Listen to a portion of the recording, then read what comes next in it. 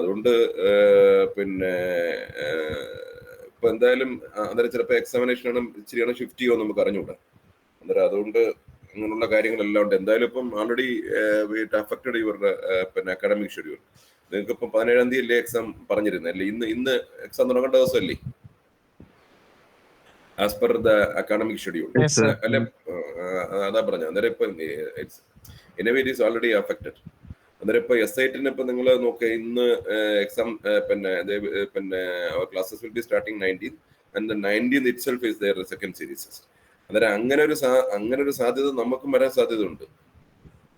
മനസ്സിലായേ? അങ്ങനെ ഒരു സാധ്യത നമുക്ക് വരാൻ ഇത് പിന്നെ മുൻകൂട്ടി കണ്ടോണം. മോഡ്യൂൾ 3ഉം 4ഉം മൊത്തം പഠിച്ചോ? സമയമില്ല. മോഡ്യൂൾ 3ഉം 4ഉം നിങ്ങൾ മൊത്തം പഠിച്ചോ? പിന്നെ മോഡ്യൂൾ 3ന്റെ ഞാനിപ്പോ ഒരു ട്യൂട്ടോറിയൽ സാധനമൊക്കെ തന്നല്ലേ? അന്നേരം പിന്നെ അതിന്റെ സൊല്യൂഷൻ ഞാൻ തരുന്നുണ്ട്. പക്ഷെ ഞാൻ ഇന്നിപ്പോ സൊല്യൂഷൻ തരത്തില്ല. നിങ്ങൾ ദയവ് ചെയ്ത് ഞാനിപ്പോ ഗ്രൂപ്പിൽ പോസ്റ്റ് ചെയ്തിരിക്കുന്ന മോഡ്യൂൾ 3യുടെ ആ ക്വസ്റ്റ്യൻസ് നിങ്ങളൊന്ന് നോക്കണം. സൊല്യൂഷൻ ഞാൻ തരും. നിങ്ങൾ അങ്ങനെ പറയേണ്ട, സൊല്യൂഷൻ തരും. നാളെ രാവിലെ ഞാൻ സൊല്യൂഷൻ പോസ്റ്റ് ചെയ്യാം. പിന്നെ അതിനു മുമ്പ് നിങ്ങൾ അതൊന്ന് നോക്കൂ. ഒരു അസൈൻമെന്റ് ആയിട്ടൊരു ക്വസ്റ്റ്യൻ തന്നിട്ടുണ്ട്. ആ അസൈൻമെന്റ് ക്വസ്റ്റ്യൻ എന്താണെന്ന് വെച്ചാൽ നിങ്ങളാരെ ഉപദ്രവിക്കാനോ മാർക്ക് കുറയ്ക്കാനോ അല്ല. അത് അസൈൻമെന്റ് ക്വസ്റ്റ്യൻ ആയിട്ട് തന്നെ പ്രിപ്പയർ ചെയ്ത് എനിക്ക് ആൻസർ തരണം. അത് നിങ്ങൾക്ക് ഒരു ലേണിംഗ് പ്രാക്ടീസിന് വേണ്ടിയിട്ട് അസൈൻമെന്റ് തന്നേക്കുന്നത്. അതുകൊണ്ട് അത് നിങ്ങൾ പിന്നെ നോക്കണം. മോഡ്യൂൾ 3ഉം 4ഉം ഈ സമയം യൂട്ടിലൈസ് ചെയ്ത് പ്ലീസ് പിന്നെ നിങ്ങൾ പഠിച്ചു തുടങ്ങിക്കോ. അല്ലാതെ ആരും ഇനി പിന്നെ ക്ലാസ് തുടങ്ങുമ്പോൾ സീരീസ് വെച്ചാണ് തുടങ്ങുന്നതിന് പ്രോബബിലിറ്റി ഈസ് വെരി ഹൈ. അവർ ആദ്യമേ അവർ നോക്കുന്നത് കോളേജ് വിൽ ഷെഡ്യൂൾ സീരീസ് എന്ന് പറഞ്ഞാല് നമുക്ക് അറിഞ്ഞൂടാ what is going to happen may be after 1 week or 2 weeks of time. If it is out of control വീണ്ടും ഇതൊക്കെ തന്നെ സംഭവിക്കും. അതുകൊണ്ട് പിന്നെ ഷെഡ്യൂൾ ചെയ്യുന്നവര് ആദ്യം അവർ സീരീസിനെ ഷെഡ്യൂൾ ചെയ്യത്തുള്ളൂ. എന്നാൽ അതെല്ലാവർക്കും ഓർമ്മ വേണം. എല്ലാ സബ്ജക്റ്റുകളും ഇപ്പൊ ഞാൻ എന്റെ സബ്ജക്റ്റിന്റെ കാര്യം മാത്രമേ എനിക്ക് പറയാൻ പറ്റൂ. എല്ലാ സബ്ജക്റ്റുകളും നിങ്ങൾക്ക് പഠിക്കേണ്ടി വരും. അന്നേരം അതുകൊണ്ട് പിന്നെ നിങ്ങൾക്ക് അറിയാം, ഇപ്പൊ ടൈം ടേബിൾ പ്രിപ്പയർ ചെയ്താൽ which subject is going to be the first one എന്നുള്ളവരെ നിങ്ങൾക്ക് അറിയാം. അന്നേരം you are away from the college, you are away from your friends. So നമ്മൾ പലപ്പോഴും പിന്നെ കൂട്ടായിട്ടിരുന്നൊക്കെ ആയിരിക്കും പഠിക്കുന്നത്. അന്നേരം അതിനൊരു സാധ്യത ഉണ്ടായെന്ന് വരില്ല. അതുകൊണ്ട് പിന്നെ you have to plan your series now itself. Sir, sem എക്സാമിന്റെ ഡേറ്റ് അത് തന്നെ ആയിരിക്കുമോ അതോ മാറ്റുമോ? May be it will change. അത് നമുക്ക് അറിഞ്ഞൂടാ. So because it is already affected the schedule. അതുകൊണ്ട് there may be a slight possibility to change. അന്നേരം അതൊക്കെ നമുക്ക് വരാം. പക്ഷെ ഞാൻ പറയുന്നത്, നമ്മൾ ആദ്യമേ നിങ്ങൾ മാനേജ് ചെയ്യേണ്ടത് your second series. You have to manage first. അന്നേരം അതുകൊണ്ട് അത് കഴിഞ്ഞിട്ടുള്ള സെം എക്സാം വരുന്നത്. അതുകൊണ്ട് second series you have to manage first. അതിന്റെ കാര്യങ്ങൾ ഇപ്പോഴേ ചെയ്തു തുടങ്ങിക്കോണം.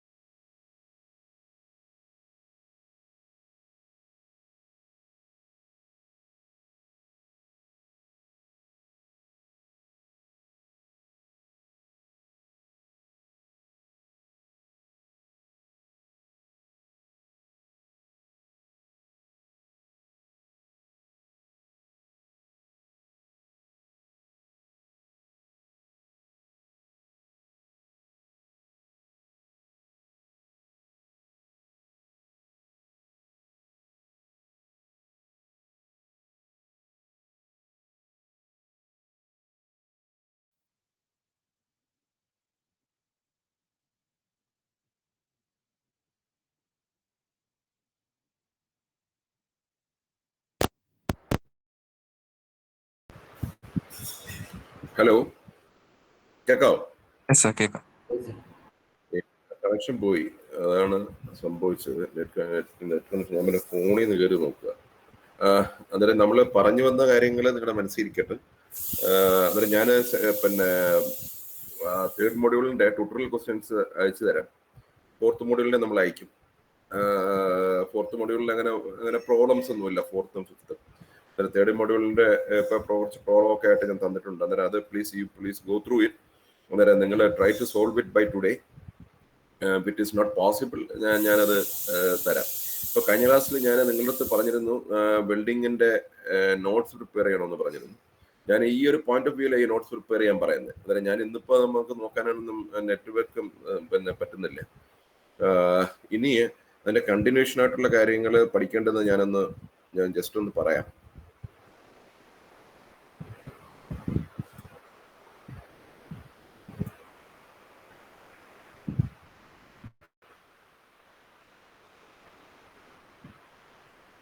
നമ്മുടെ കഴിഞ്ഞ ക്ലാസ്സിൽ ആർക്ക് വെൽഡിങ്ങിന്റെ കാര്യങ്ങളായിരുന്നു നമ്മൾ പഠിച്ചുകൊണ്ടിരുന്നത്.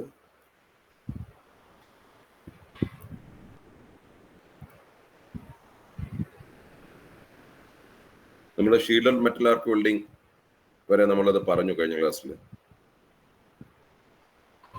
ഇനി ഇതിനകത്ത് ചോദിക്കാൻ സാധ്യതയുള്ള മറ്റൊരു സംഭവം gas metal arc welding, GMAW, gas metal arc welding or metal inert gas welding, അങ്ങനെ മിഗ് എന്നാ പറയുന്നത്. മിഗ് ഇതിനകത്ത് ടിഗും മിഗും നിങ്ങളുടെ സിലബസിനകത്ത് പ്രത്യേകം പറഞ്ഞിട്ടുണ്ട്. സോ അതുകൊണ്ട് ഇതിനകത്ത് പിന്നെ ഇത് ചോദിക്കാൻ സാധ്യതയുള്ള ക്വസ്റ്റൻ ആയിട്ടാണ് എനിക്ക് തോന്നുന്നത്. So gas metal arc welding or metal inert gas welding, both are same. അന്നേരം ക്വസ്റ്റ്യൻ പേപ്പറിനകത്ത് സാധാരണഗതിയിൽ explain the process of GMAW or MIG എന്നൊക്കെ പറഞ്ഞ് ചോദിക്കത്തുള്ളൂ.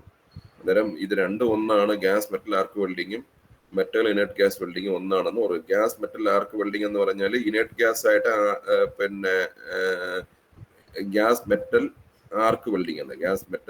അന്നേരം ഗ്യാസ് ഉണ്ട് അവിടെ, അല്ലെങ്കിൽ മെറ്റൽ ഇനർട്ട് ഗ്യാസ് വെൽഡിംഗ്. അന്നേരം ഇനർട്ട് ഗ്യാസിന് വേണ്ടിയിട്ട് അവിടെ ഗ്യാസ് ഉപയോഗിക്കുന്നത്. അതുകൊണ്ട് അതിന് ഗ്യാസ് മെറ്റൽ ആർക്ക് വെൽഡിംഗ് എന്നോ മെറ്റൽ ഇനർട്ട് ഗ്യാസ് വെൽഡിംഗ് എന്നോ പറയുന്നത്. അന്നേരം അതിന്റെ ഫിഗർ നിങ്ങൾ വരയ്ക്കണം. ഇന്ന് തന്നെ ഇപ്പം നോട്ട്ബുക്കിൽ ഇത് വരയ്ക്കണം. ഈ ഫിഗറാണ് വരയ്ക്കേണ്ടത്. അന്നേരം നമുക്കറിയാം ഗ്യാസ് എന്തിനാന്നുള്ള കാര്യം ഞാനത് നിങ്ങളുടെ അടുത്ത് നേരത്തെ ഞാനത് പിന്നെ പറഞ്ഞിട്ടുണ്ട്. Gas is for shielding especially for avoiding the oxidation avoid ചെയ്യാൻ വേണ്ടിയിട്ടാണ് നമ്മൾ ഗ്യാസ് ഉപയോഗിക്കുന്നത്. അത് നമ്മൾ ആദ്യത്തെ ക്ലാസ്സിലെ നമ്മൾ പറഞ്ഞിരുന്നു. So this is the figure. ഇത് കാണാൻ പറ്റുന്നുണ്ടല്ലോ അല്ലേ?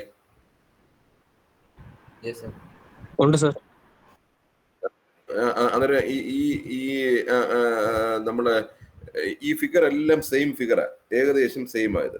അന്നേരം നമ്മൾ ഒരു ഫിഗർ വരയ്ക്കാൻ പഠിച്ചാൽ നമുക്ക് എല്ലാത്തിനും നമുക്ക് ആൻസർ ചെയ്യാം. മനസ്സിലായോ? ഇവിടെ നമ്മുടെ നേരത്തെ നമ്മളൊരു ഇലക്ട്രോഡിന് വയറല്ലായിരുന്നു ഉപയോഗിച്ചത്. നമ്മള് ഇപ്പൊ വയറാ ഉപയോഗിക്കുന്നത്. ഇലക്ട്രോഡ് വയറാ ഉപയോഗിക്കുന്നത്. സി, ഇലക്ട്രോഡ് വയർ ഉണ്ട്. അന്നേരം നമുക്കറിയാം this is gas metal arc welding. അന്നേരം ഗ്യാസ് വേണം. So there is a provision for shielding gas. Then a nozzle is over there, shielding gas is over there. Then a workpiece based metal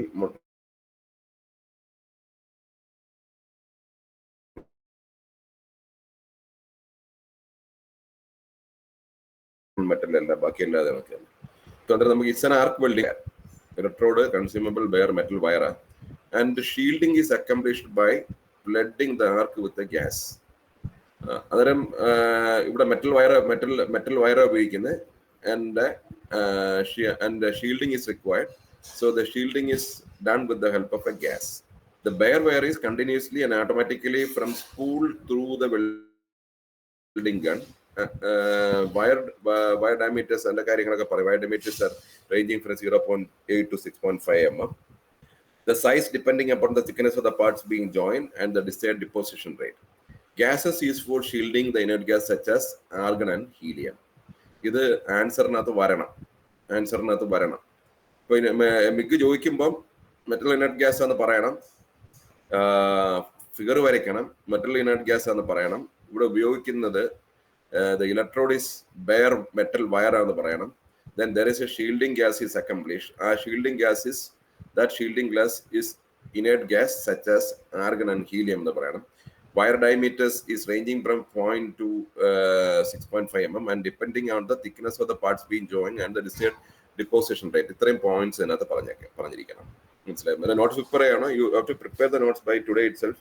so അവിടെ നമ്മൾ notes prepare ചെയ്യുമ്പോഴത്തേക്ക് പറയേണ്ടുന്ന ഈ words ഒക്കെ അതിനകത്ത് വരണം. Bear wire വരണം, shielding gas വരണം, അതൊരു ഇനേർട്ട് ഗ്യാസ് എന്ന് പറയണം. ബെയർ വയറിന്റെ thickness, the size depending upon the thickness of the parts being join, the size depending upon the parts being join. ഇത്രയും കാര്യങ്ങൾ അവിടെ പറയണം. Inert gases are used for welding aluminum alloys and stainless steel, while carbon dioxide is commonly used for welding low and medium carbon steels. അന്നേരം ഇത്രയും കാര്യങ്ങൾ അതും കൂടെ അവിടെ പറയണം. പിന്നെ the various metals on which gas metal arc welding is used and the variation of the process itself have given rise to variety. ഇതിന്റെ ചരിത്രമൊക്കെ പറയാം. When the applied to this process was MIG, metal inert gas welding. For metal inert gas welding, when the same welding process was applied to steel, it was found an inert gas were expensive and carbon dioxide was used as substitute. The carbon dioxide welding is applied. Refinements in GMA, അതിന്റെ കാര്യങ്ങൾ പറയാം. ഇതിന്റെ ഒരു ചരിത്രമൊക്കെ പറയാം. So the GMAW is widely used in fabrication operations. ഇത് നമ്മൾ പറയണം. So the gas metal arc welding or MIG is widely used in fabrication operations of factories for welding of various variety of ferrous and non-ferrous metals, because it uses continuous weld wire rather than welding sticks. വെറുതെ ഇത് കുറച്ചും കൂടെ convenient ആണ് അർത്ഥം. Time consume മറ്റേ കണക്ക് നമ്മുടെ ഓരോ റോഡ് എടുത്ത് വെച്ച് മാറ്റണ്ട. അന്നേരം കുറച്ചും കൂടെ നമുക്ക് പിന്നെ കൺവീനിയന്റ് ആയിട്ട് വെൽഡിങ് പ്രോസസ്സ് ടൈം കൂടുതൽ എടുക്കാതെ പിന്നെ കണ്ടിന്യൂ ചെയ്ത് പോകും. അതുകൊണ്ട് ഇവിടെ ഒരു സ്പൂള് വേണം എന്ന് പറയുന്നത്. ഫീഡ് ഫ്രം സ്പൂൾ, ഈ ഇലക്ട്രോഡ് വയർ ഒരു സ്പൂളിൽ നിന്നാണ് വരുന്നത്. ഫീഡ് ഫ്രം സ്പൂൾ എന്ന് നമ്മൾ എഴുതേണ്ട കാര്യം അതാ. ഫീഡ് ഫ്രം സ്പൂൾ എന്ന് എഴുതിയിരുന്നാല് പിന്നെ അത് നമുക്ക് അറിയാവുന്നതിനർത്ഥം. മനസ്സിലായി? അന്നേരം അതാണ് അതിന്റെ അന്നേരം ഫീഡ് ഫ്രം സ്പൂൾ ആയതുകൊണ്ട് നിങ്ങൾക്ക് ഇവിടെ ഒരു പിന്നെ സെന്റൻസ് കൂടെ എഴുതാം. It uses continuous weld wire rather than welding sticks. It has a significant advantage over SMAW in terms of arc time when shielded metal arc വെൽഡിങ്ങിനെക്കാളും ഒരു അഡ്വാൻറ്റേജ് ഉണ്ട് നമുക്ക് അത് പറയാം. ഓക്കെ, അന്നേരം അത് അവിടെ spool വരയ്ക്കുമ്പോഴേ so the electrode stubs remaining after stick welding also waste filler metal, so the utilized electrode metal is higher with the GMAW. Other features of GMAW include elimination of slag removal, higher deposition rates than SMAW and good versatility. ഇതൊക്കെയാണ് ഇതിന്റെ advantage ആയിട്ട് പറയുന്നത്. Okay, അത് മിഗിന്റെ. ഇതിനകത്ത് flux ആർക്ക് പിന്നെ welding ഉണ്ട്. നമ്മുടെ സിലബസിനകത്ത് മിഗും ടിഗും എന്ന് പറഞ്ഞിരിക്കുന്നുണ്ട്. ഞാൻ അത് മിഗിലും ടിക്കിലും നമ്മൾ കൂടുതൽ കോൺസെൻട്രേറ്റ് ചെയ്യുന്നത്. ഇനി arc welding process non consumer ഇലക്ട്രോഡ്സിലെ gas tungsten arc welding, gas GTAW is an arc welding process that uses a non-consumable tungsten electrode for arc welding. The term tungsten inert gas welding is often applied to this process. ഇത് രണ്ടും ഒന്നാണെന്ന് അർത്ഥം. Gas tungsten arc welding എന്ന് പറയുന്നതും TIG എന്ന് പറയുന്നതും tungsten inert gas welding എന്ന് പറയുന്നതും നമ്മൾ നേരത്തെ പറഞ്ഞ പോലെ തന്നെ ഇത് രണ്ടും സെയിം പ്രോസസ്സാണ്. GTAW എന്ന് പറയുന്നതും ടിഗ് എന്ന് ചോദിച്ചാൽ ഒരേ ഉത്തരം തന്നെയാണ്, ഒരേ ആൻസർ തന്നെയാണ് എഴുതുന്നത്. എന്നുള്ളൊരു ഓർമ്മ നിങ്ങൾക്ക് ഉണ്ടാവണം എന്ന് ഞാൻ ഈ സമയത്ത് ഓർമ്മിപ്പിക്കുക. Gas tungsten arc welding is an arc welding process that uses A non consumable tungsten electrode. ഇത് ഇങ്ങനെ തന്നെ എഴുതണം. It's A non consumable tungsten electrode. Non consumable tungsten electrode എന്നൊക്കെ പറയുമ്പോഴും ഇത് കൺസ്യൂം ചെയ്യും, പക്ഷെ കൺസ്യൂം ചെയ്യുന്ന rate is very very very less. So in Europe WIG welding is the time എന്ന് പറഞ്ഞാൽ ടിഗിന് പകരം WIG ഇതാണ് ഉപയോഗിക്കുന്നത് in Europe. The chemical symbol of tungsten is W for വോൾഫ്രാം. So അതുകൊണ്ട് നമ്മൾ ആ കെമിക്കൽ നെയിം വെച്ചിട്ട് അവർ WIG എന്ന് യൂറോപ്പിൽ വിളിക്കുന്ന ഒരു കാര്യം. The GTAW process can be implemented with or without filler metal. പിന്നെ ഫില്ലർ മെറ്റൽ വേണമെങ്കിൽ ഉപയോഗിക്കാം. അന്നേരം ഇതാണ്. പിന്നെ tungsten is a good electrode material due to its high melting point of 3410 degrees. Typical shielding gas include ഇവിടുത്തെ shielding gas എന്ന് പറഞ്ഞാൽ argon, helium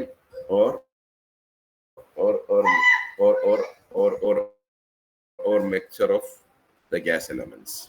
Okay, ഇവിടെ ആർഗൺ or ഹീലിയം. ഓക്കെ, എന്നിട്ട് ഈ പടം നേരത്തെ പോലെയുള്ള പടം തന്നെ നോക്കെ. ആകെ ടങ്സ്റ്റൺ ഇലക്ട്രോഡ് നോൺ കൺസ്യൂമബിൾ എന്ന് പറയും, ഷീൽഡിംഗ് ഗ്യാസ് ഉണ്ട്, ബാക്കി എല്ലാം സെയിം തന്നെ. മനസ്സിലായി? ഇവിടെ ഞാൻ പറഞ്ഞു ഒരു പടം വരയ്ക്കാൻ പഠിച്ചാൽ അതുകൊണ്ടാണ് നിങ്ങളുടെ ലൈഫ് ഇതിനകത്ത് എളുപ്പം. അത് 4th മോഡ്യൂളിലൊക്കെ മാർക്ക് കിട്ടാനൊക്കെ വളരെ എളുപ്പമാണ്. അതുകൊണ്ട് ഇന്ന് തന്നെ ഇത് പഠിച്ചോണം. നമുക്ക് അതിനകത്ത് ഒരു ക്വസ്റ്റ്യൻ കിട്ടും എന്നുള്ള ഉറപ്പിനകത്ത് തന്നെ നമ്മൾ പഠിക്കുക.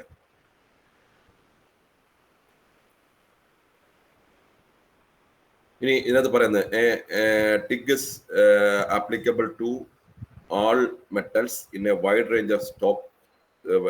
It can also be used for joining various combination of dissimilar metals. Its most common application is for aluminum and stainless steel. Cast irons, wrought irons, lead and coarse tungsten are difficult to weld by GTAW.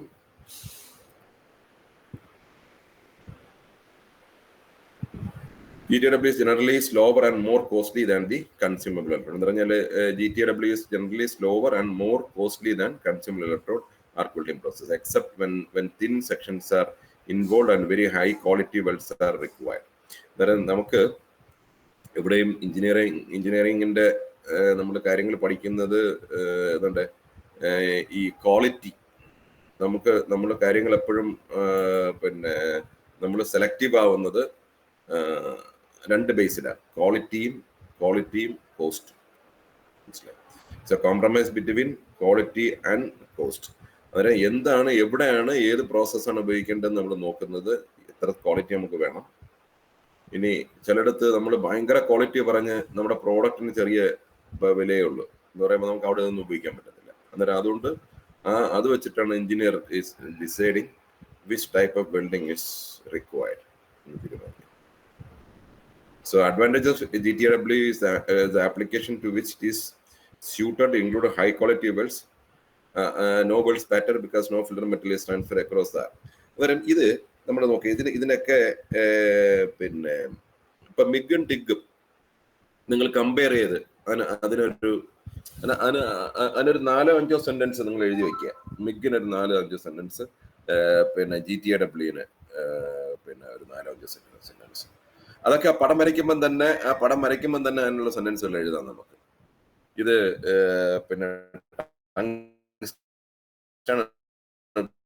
ഉപയോഗിക്കുന്നതെന്നും എന്താണ് tungsten ഉപയോഗിക്കുന്നതിന്റെ കാര്യമൊന്നും, tungsten ഉപയോഗിച്ച് weld ചെയ്താൽ എന്താണ് കാര്യമൊന്നും.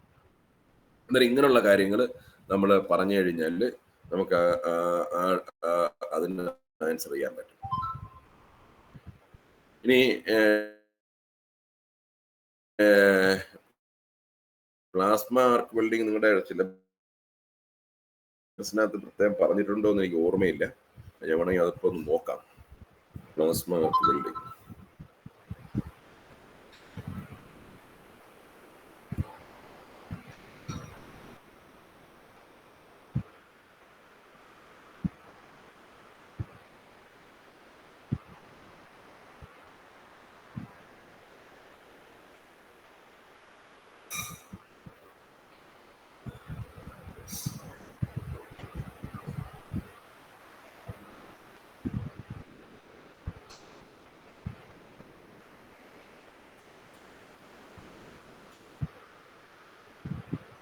പിന്നെ അതിനകത്ത് അങ്ങനെ നമ്മുടെ കോസ്റ്റ് പ്ലാൻ നോക്കുമ്പോൾ GMAW ടിഗും ആണ് പറഞ്ഞിരിക്കുന്നത്.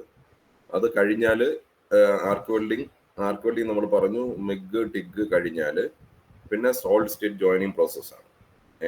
വെൽഡിങ് ഡിഫക്ട്സ് നമ്മൾ നേരത്തെ പറഞ്ഞു. പിന്നെ സോളിഡ് സ്റ്റേറ്റ് ജോയിനിങ് പ്രോസസ്സിൽ ബ്രേസിംഗ് ആൻഡ് സോൾഡറിങ്, അഡഹസീവ് ബോണ്ടിങ്.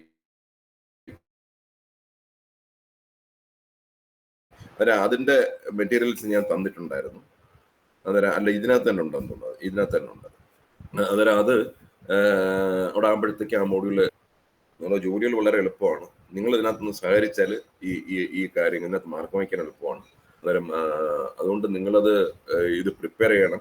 ഇന്ന് തന്നെ ഇപ്പം നിങ്ങൾ നോക്കിയാൽ ആർക്ക് വെൽഡിങ്ങിന്റെ പടവും ടിക്കും ബിഗും ഒക്കെ തമ്മിൽ എന്തോ ചെറിയൊരു വ്യത്യാസങ്ങളേ ഉള്ളൂ അതിനകത്ത്, മനസ്സിലായി? അതുകൊണ്ട് അത് നിങ്ങൾ പ്രിപ്പയർ ചെയ്യണം. പിന്നെ സെന്റൻസ് ബൈ 4-5 സെന്റൻസ് ഇത് എഴുതണം. അടുത്ത വെള്ളിയാഴ്ച ഞാൻ എന്തായാലും ഇത് ഞാൻ നോട്ട്ബുക്ക് കാണിക്കാൻ പറയും. അന്നേരം ഇത് പ്രിപ്പയർ ചെയ്തേ പറ്റത്തുള്ളൂ. നിങ്ങൾ ഇത് പ്രിപ്പയർ ചെയ്ത് നിങ്ങൾക്ക് നിങ്ങളുടെ കയ്യിൽ ഒതുങ്ങാത്ത ഒരുപാട് സബ്ജക്ട് വരും. ഞാനിത് പറയുന്നത് നിങ്ങൾ ദയവായിട്ട് അതിന്റെ സ്പിരിറ്റിൽ എടുക്കണം. നിങ്ങളുടെ കയ്യിൽ ഒതുങ്ങാത്ത സബ്ജക്ട് വരും. ഇത് ഞങ്ങൾ നിങ്ങളുടെ കയ്യിൽ ഒതുക്കി തരാൻ വേണ്ടിയിട്ട്, ഞങ്ങൾക്കറിയാം നിങ്ങൾ പിന്നെ ഒറ്റയ്ക്കൊക്കെ വീട്ടിൽ കഴിയാണ്. ഇതൊക്കെ ഞങ്ങൾക്കറിയാം. അതുകൊണ്ടാണ് നിങ്ങൾക്ക് ഇത് എളുപ്പമാക്കാൻ വേണ്ടിയിട്ട് എന്തോ മാർഗം ഉണ്ടെന്ന് നമ്മൾ നോക്കുന്നത്.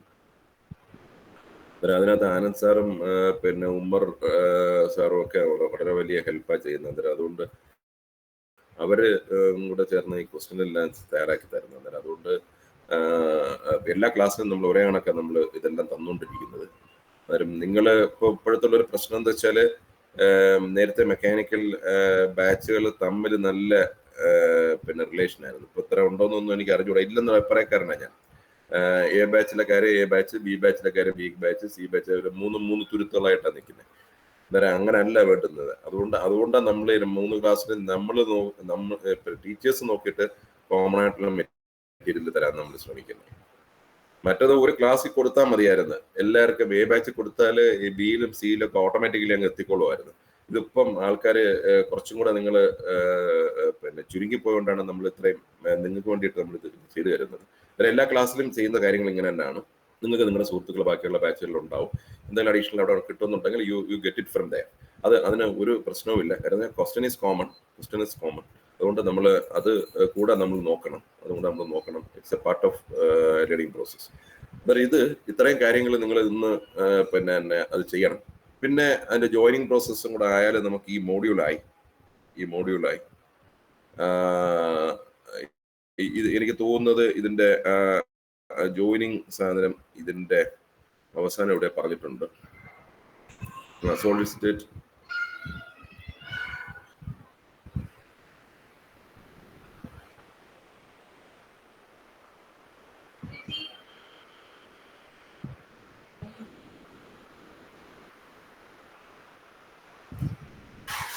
ബ്രേസിംഗ് മെത്തേഡും ഇതിനകത്തുണ്ട്. ഇവിടെ ഉണ്ട്.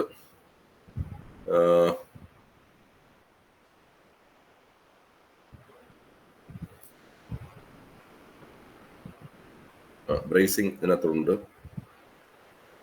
ബ്രേസിംഗ്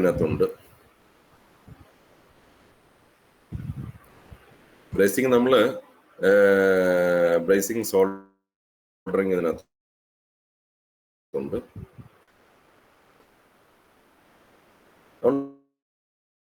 ബ്രേസിംഗ് സോൾഡറിങ്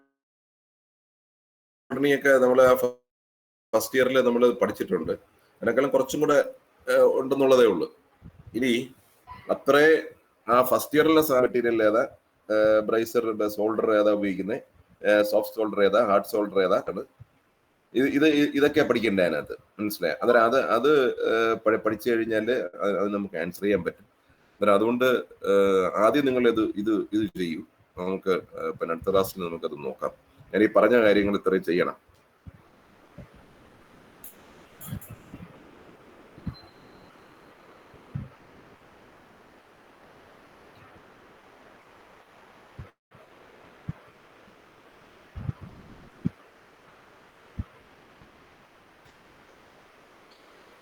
ഞാൻ കഴിഞ്ഞ ക്ലാസ്സിൽ പിന്നെ അറ്റൻഡൻസ് ഇട്ടിരുന്നു. ആർക്കെങ്കിലും എന്തെങ്കിലും പരാതി ഉണ്ടെങ്കിൽ അത് പിന്നെ എന്നെ അറിയിക്കണം. അത് ത്രൂ എന്താ പറയാ വാട്സാപ്പോ അങ്ങനെയെങ്കിലും 1-2 പേരെ 3-4 പേരെ ആബ്സെന്റ് ഞാൻ മാർക്ക് ചെയ്തിട്ടുണ്ട്. അതുകൊണ്ട് അതിനകത്ത് എന്തെങ്കിലും പ്രസന്റ് ആയിട്ടുള്ളവരുണ്ടെങ്കിൽ ഇന്ന് തന്നെ എന്നെ അറിയിക്കണം. ഇന്നുണ്ടെങ്കിൽ എനിക്കത് അതിനെ വീണ്ടും അത് കറക്റ്റ് ചെയ്യാൻ പറ്റും. അന്നേരം ഈ ക്ലാസ്സിൽ അറ്റൻഡൻസ് പറയും. Sir, 1%. 2%. പറഞ്ഞോളൂ. 3 ഉണ്ടോ? കഴിഞ്ഞ ക്ലാസ്സിലും 3 ഇല്ലായിരുന്നല്ലോ. 3 ആരാ? 3 ആരാ? അയാൾക്ക് നെറ്റ്വർക്ക് ഇഷ്യൂ വല്ലതും ഉണ്ടോ? 3 കഴിഞ്ഞ ക്ലാസ്സിൽ ഉണ്ടായിരുന്നില്ലേ? 4 ഉണ്ട്. 5 പറയും. 5%. 6%. 7. ഓക്കെ. 7% മറ്റേ chat box ൽ ഞാൻ കണ്ടു. 8 also present. 9%, sir. 10%. 11. Sir, 11%. 12%, sir. 13. 13%, sir.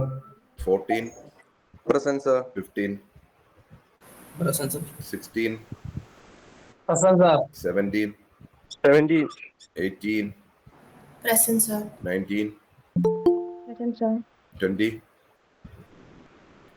21. 20. 21%, sir. Okay, 20%. 21, 22. 22%, sir. 23. 23%, sir. 24. Present, sir. 25. Present, sir. 26. Present, sir. 27. 27. 28. 28. 29. 28%, sir. 29. 29%, sir. 30%, sir. Okay. 30. 30. 32. 32%, sir. 33%, sir. Okay. 34. 35. 34 ഇല്ല. 36. 37. 37%. 38. 38%, sir. 39. 39%. 40. 41%. 41. 42. 42. 42. 43. Sir, 43 mic issue പറഞ്ഞാട് പോയതാണ് ഇപ്പോ. ശരി. No problem. 44. Present, sir. 45. 45%. 46. 46. 47. Present, sir. 48. 48%, sir. 49. Present, sir. 50. Present, sir. 51. Present, sir. 52%, sir. 53. 53%, sir. 54. 54%. 55. 55%, sir. 56. 57. 57%, sir. 58. Present, sir. 59. 59%, sir. 60. Present, sir. 61. Present, sir. 62. 63. Present, sir. 64. 64. 65. Present, sir. 66. 67. 66. 68. Present, sir. 69. Present, sir. 70. Present, sir. 71. Present, sir. 72. Present, sir. 73. Present, sir. 74. 94. Present, sir. Okay പോലെ ഞാൻ ഒരു കാര്യം പറഞ്ഞു. 3, 34, 40, 42, 62, 3 ഉണ്ട്. Okay, അന്നേരം 34, 40, 42, 62, 64, 66. Sir, 64% ആണ് ഇതിലുണ്ട്. ആരാര് 64. 64. Okay. അന്നേരം ഇനി 4 പേര്, 1, 2, 3, 4, 5 പേര്, 34, 40, 42, 62, 66. അന്നേരം ഞാൻ ഈ പറഞ്ഞ പോലെ കാര്യങ്ങൾ പ്രിപ്പയർ ചെയ്യണം. ഈ പിന്നെ ഇപ്പം ഓൾറെഡി അസുഖങ്ങൾ വന്നവര് പിന്നെ എങ്ങനെ അവര് റെഡിയായോ? ഈ ഇപ്പം ഒരുവിധം അവര് പിന്നെ റെഡിയാവേണ്ട സമയമായി. അതുകൊണ്ട് ഞാൻ ചോദിച്ചു റെഡി ആയി കാണുമെന്ന് വിചാരിക്കുന്നു. റിക്കവർ ആയിക്കൊണ്ടിരിക്കുന്നു, എന്നാലും കംപ്ലീറ്റ് ആയിട്ട് ഈ കിടന്ന് ഓടരുത്, ഓടാനും ചാടാനും പോകരുത് ഈ ആൾക്കാർ. എന്ന് പറഞ്ഞാല് ഇത് നമ്മൾ ഒരു ഫിസിക്കൽ എക്സർസൈസിനകത്ത് നമ്മൾ പോയി വീണാല് പെട്ടെന്ന് ഇതങ്ങ് ഷൂട്ടപ്പ് ചെയ്യും. അതുകൊണ്ട് അത് ചെയ്യരുത്. പിന്നെ അത് മാറും. 2 ആഴ്ചയും കൂടെ ഒക്കെ റെസ്റ്റ് എടുക്കുമ്പോൾ അങ്ങ് ശരിയാവും. കഴിയുന്ന യാത്രകളൊക്കെ ഒഴിവാക്കണം, പറ്റും. ഓക്കെ, അന്നേരം നമുക്ക് കാണാം. ഞാൻ ഈ പറയുന്ന അത്രയും കാര്യങ്ങൾ നിങ്ങൾ ചെയ്യണം പ്ലീസ്. അന്നേരം ഞാൻ മറ്റേ ഇത് ഞാൻ അയച്ചു തരാം, സൊല്യൂഷൻ ഞാൻ അയച്ചു തരാം. പക്ഷെ നാളെ ഞാൻ അയക്കത്തുള്ളൂ. ഇന്ന് എനിക്ക് ഒരു കാര്യം പറയാനുള്ളതേ, നിങ്ങൾ ഈ ക്ലാസ്സിൽ ഇപ്പം നമ്മൾ കുറെ പേർക്ക് കഴിഞ്ഞ സീരീസ് ടെസ്റ്റിന് 50 മാർക്ക് കിട്ടിയവരൊക്കെ ഉണ്ട്. നിങ്ങൾ അങ്ങനെ എന്തെങ്കിലും ഒരു ഇനിഷ്യേറ്റീവ് ക്ലാസ്സിൽ എടുത്തിട്ടുണ്ടോ? നമ്മളൊരു ക്ലാസ്സിൽ ഇപ്പം എല്ലാവരും വീടുകളിലൊക്കെ ആയതുകൊണ്ട് നമ്മൾ ഒന്നിച്ച് പഠിക്കാനും ഒക്കെ ആയിട്ട് എന്തെങ്കിലും അങ്ങനെ ഒരു ഗ്രൂപ്പൊക്കെ നമ്മൾ ഉണ്ടാക്കിയിട്ടുണ്ടോ? നമ്പർ 1 പോയോ? ഇല്ല സർ. അങ്ങനെ എന്തെങ്കിലും ഒരു നിങ്ങൾ അങ്ങനെ ഒരു ഗ്രൂപ്പ് ഉണ്ടാക്കിയിട്ടുണ്ടോ? നിങ്ങൾ അങ്ങനെ എന്തെങ്കിലും ഒരു ഗ്രൂപ്പ് ഒക്കെ ഉണ്ടാക്കി എല്ലാരെയും ഹെൽപ്പ് ചെയ്യുന്ന ഒരു കാര്യം ചെയ്യാനായിട്ട്? നോട്ട്സ് ഇല്ലെങ്കിൽ നോട്ട്സ് എത്തിച്ചു കൊടുക്കുക, അത് ചെയ്യണം. അത് ഈ സമയത്ത് നമ്മൾ അത് ചെയ്തില്ലെങ്കിൽ നമ്മുടെ കൂടെ ഉള്ളവർ ജയിക്കാതെ വരും, മനസ്സിലായി? അത് നിങ്ങൾ അങ്ങനെ ക്ലാസ് റിപ്പോർട്ട് ആലോചിച്ചിട്ട് പിന്നെ അങ്ങനെ ഹെൽപ്പ് ചെയ്യുന്നതിന് ഒരു ഗ്രൂപ്പ് ഉണ്ടാക്കണം, മനസ്സിലായി? ഇപ്പൊ നമ്മുടെ ക്ലാസ്സിൽ ആരൊക്കെ എവിടെയൊക്കെ നിൽക്കുന്നു എന്നുള്ള കാര്യം സാറിന് അറിയാവുന്നതിനേക്കാളും കൂടുതൽ നിങ്ങൾക്ക് അറിയാവില്ല. അന്നേരം നമ്മുടെ സുഹൃത്തുക്കളെ നമ്മൾ കൂടെ ചേർത്ത് പിടിച്ച് അവർക്ക് ആവശ്യമുള്ള സാധനങ്ങൾ കൊടുത്ത് എല്ലാവരും എല്ലാ സബ്ജക്റ്റിന് ഒരുവിധം മാർക്ക് മേടിക്കുമെന്ന് ഉറപ്പാക്കണം. കാരണം പറഞ്ഞാൽ ഈ സബ്ജക്റ്റിന് ഇതിന്റെ ഒരു മെത്തേഡ് വെച്ച് മാർക്ക് കിട്ടാൻ എളുപ്പമാണ്. അന്നേരം അതുകൊണ്ട് ജയിച്ചു കഴിഞ്ഞാൽ ഒരു നല്ല ഗ്രേഡ് കിട്ടും. അന്നേരം അത് നിങ്ങൾക്ക് എല്ലാവർക്കും ഓർമ്മ വേണം. നമ്മൾ അതനുസരിച്ച് ചെയ്യണം. Okay, thank you.